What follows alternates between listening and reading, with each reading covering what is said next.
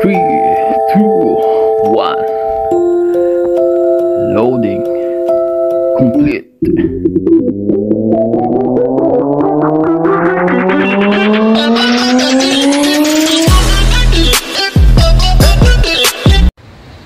Yo, magandang umaga o tanghali sa inyo mga kabs. Nandito tayo ngayon sa aming balcony. Medyo pangit ang panahon ngayon dito mga kabs. Nag-uulan. Halos mula kanina madaling araw pa umuulan. Pero hindi man abot dito sa balcony, kaya nandito ako. Nagmamasdan ko, tinitignan ko yung mga halaman ko, mga tanim ko dito. Tinitingnan ko kung ano nalagay kasi nga hindi ko sila nabibisita nung may araw ng trabaho. So ngayong araw ng pahinga, siyang tinitingnan ko, pinapadaligan ko lang sa asawa ko. Ngayon hindi mo kasi didiligan kasi nga umuulan. Pakita ko sa inyo mga kabs. Ito nga mga kabs, ito yung mga tanim natin, mga tanim ko dito. Mga pinagtinaman ko lang mga kabs ay mga empty plastic bottles ng tubig, kasi nga para makatipid tayo, kasi bumili tayo ng mga paso. Kaya ang pinagtanaman ko na lang is yung mga empty bottles, katulad nga lang ginagawa natin sa Pilipinas, ganun nga mga style. Ayan, meron tayo ditong patatas, kamatis, at ayun yung baggy beans natin mga kabs, namumulaklak na at nagkakabunga na. Ito yung zucchini, yung parang pupo sa atin. Kamatis na ulit na iba-ibang klase nating kamatis. Yan, maliit, cherry tomato. Ito yung apple tomato.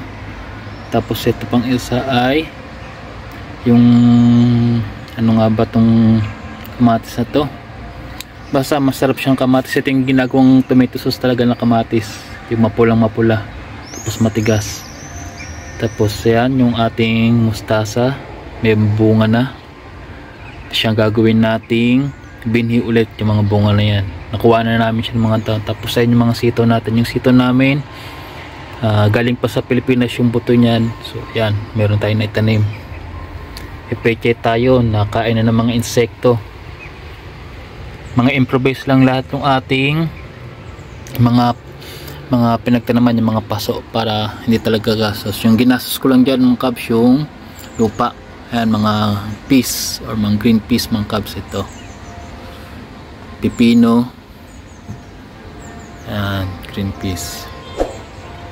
Improvise lang yung ginamit natin dyan na mga paso. Ito timba ng pintura. Ito talaga napulot ko lang sa baba yung paso na yan. May tanim na rin siyang zucchini. Lupa lang dyan ang binili ko mga kabs. Siguro mga naka-4 na 20 liters rin ako ng lupa na nabili para mapunan lahat yan. Hindi pa ako tapos, magtatanim pa tayo ng iba. Yan, pinakita ko na sa inyo mga kabs yung aking pananim. Yung aking pananim dito sa balcony namin. Kami nga pala ay nasa 8th floor mga kabs. So mataas kami, mataas sa pwesto. Yan ang aming pwesto dito, yung inupa namin. Ayun yung simbahan mga kabs, kung makikita nyo. Ayun, yun simbahan niya mga kabs. Ito, simbahan.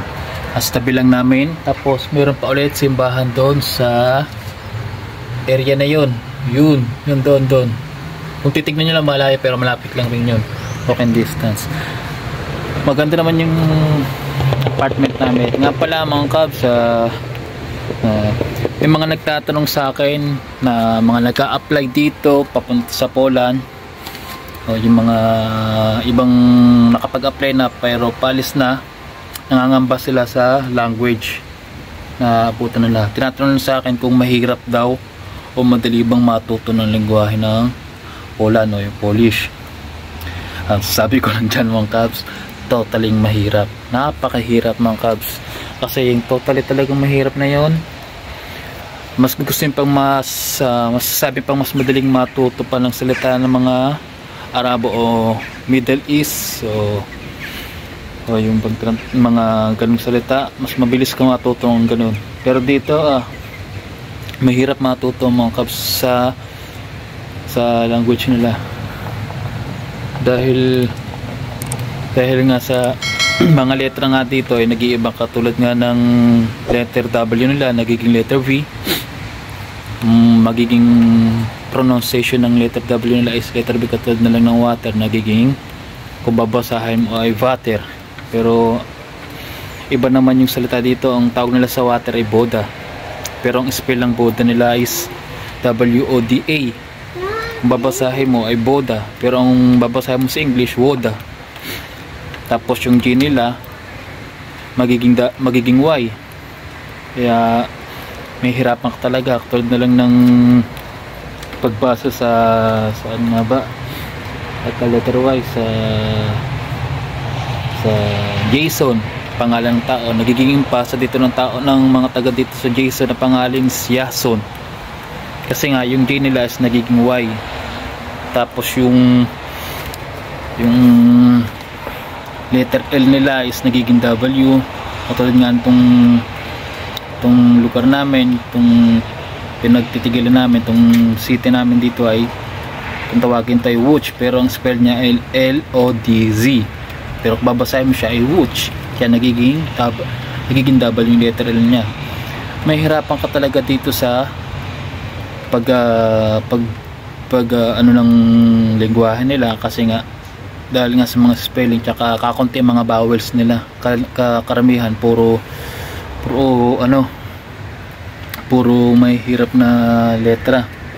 Kaya ang mangyayari talaga, pag-aaralan mo talaga. Yung sa akin lang naman ang kabs, kaya ako natuto hindi naman ako totally natuto pa, yung alam ko lang mga salita is mga basics about sa mga trabaho. Yan, pag nasa trabaho ako, yan, nakipag-usap ako ng lengguwahe nila.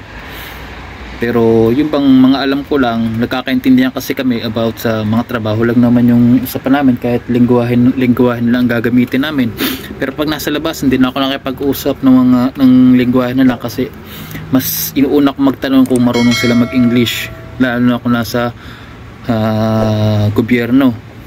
Yung pupunta ka ng office government nila, kasi mas magandang magtanong ka ng English para mas maintindihan mo kung may marunong mag-English. Kung pipilitin mo yung sarili mong magsalita ng lengguwahe nila, kung nasa public government ka o public office nila, may hirapan kang intindihin. Magta-translate ka ng sasabihin mo, magta-translate mo sa cellphone o i-voice translate mo, katulad ng ginagawa ko nung unang dating namin dito. Ganoon ang ginagawa ko. Ngayon, bago ako bago ako magtanong o makipag-usap sa kanila, tinatanong ko muna kung marunong sila mag-English. Pero kung hindi, pinipilit ko talagang makipag-usap sa kanila ng kahit ng lingguan na kahit kaunti lang yung alam ko. Tapos pagka hindi ko talaga maintindihan yung iba, yun ang siyang tinatranslate ko na. Kaya pero unti-unti rin namang matunan niya mga kabs, pa ano lang, kahit basic lang okay na yan. Makakaraos din tayo, mga Pilipino tayo mga kabs, walang problema sa atin sa lingguwahe. Kayang-kaya nating makipag-usap ng hindi natin masabing totally fluent, at least kaya natin makipag-intindihan sa kanila ng gano'n. Nung unang trabaho ko dito sa Pula, nung unang dating ko dito, nagtatrabaho na ako, mahirap talaga, kasi yun nga ang pangunahing lingwahe nila, hindi sila marunong masyadong mag-English dito. Kakunti lang yung marunong mag-English dito, walang masyadong taong nag-English dito. Yung mga nag-English lang dito is yung mga nakakalabas ng bansa o yung nakakapag-aral talaga sa mga private, kasi kalimitan dito yung mga nag-aaral nakakatapos puro public. Kakunti naman yung sa public, bihira ka rin makakita dito ng English subject. So, kaya yung iba lumalaki na dito ng hindi masyado marunong mag-English. Sortehin mo talaga kung makatagpo ka ng marunong mag-English. Yun nga, swertein lang talaga pagka may nakausap ka dito ng magaling mag-English. Pero doon sa Warsaw naman, na andun yung talagang karamihan ng mga tao na lokal dito is marunong mag-English. Kasi pag luluwas ka doon, kami pag lumuluwas doon, halos lahat ng nakausap namin, napapagtanungan namin is marunong mag-English.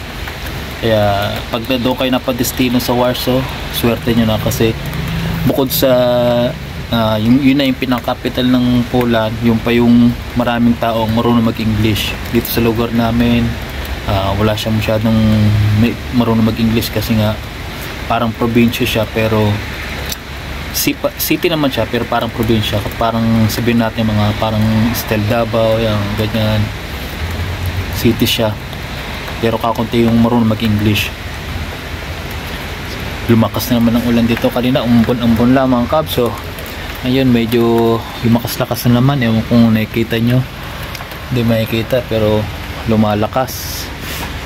Hindi naman umaabot talaga dito sa balcony sa pinagtatayuan ko, pero yung hangin niya medyo malamig-lamig pero kaya pa rin ng katawan. Sa ating mga kabayan dyan na nangangamba talaga sa lengguwahe na maabutan nyo rito, huwag kayo mag-alala, konting panahon lang, isang taon lang, magkakaintindihan na kayo. Maintindihan nyo yung sinasabi nila kahit hindi kayo makapagsalita ng lengguwahe nila. Maintindihan nyo yung sinasabi nila,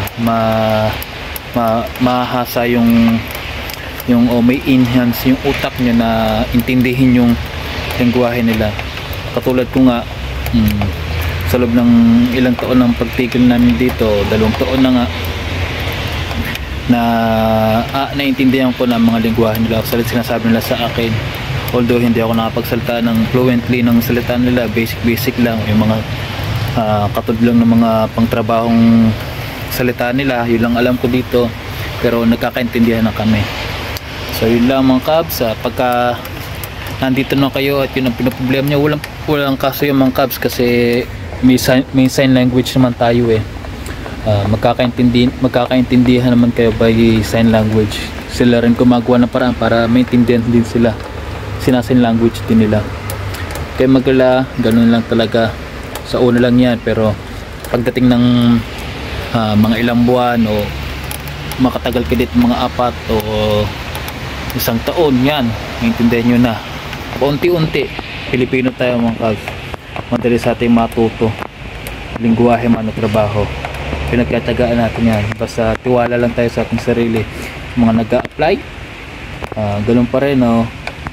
Magpatuloy tayo at wag maniwala sa mga sabi-sabi na yung mga ibang napapanood nyo sa YouTube o sa ibang video na nagko-content ang ganyan tapos sa Poland.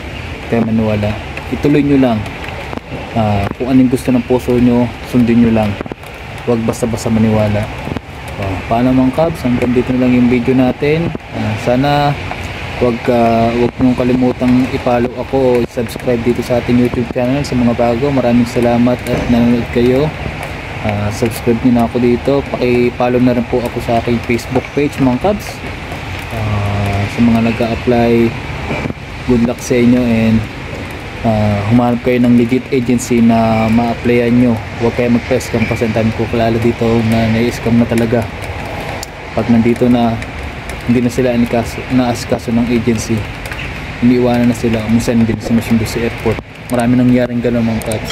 So sunod na lang ulit mga kabs, pag-usapin natin yung ibang mga tips o advice na masabi ko sa inyo. So hanggang dito na mga kabs, ingat kayo and God bless.